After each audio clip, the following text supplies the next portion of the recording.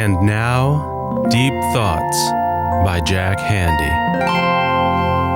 If you live in New Mexico and you get invited to a costume party, don't go as a mountain lion, because you might wind up getting trapped and skinned. Hi, this is Jack Handey, formerly of Saturday Night Live. Each year, hundreds of mountain lions, also known as cougars, are killed here in my home state of New Mexico.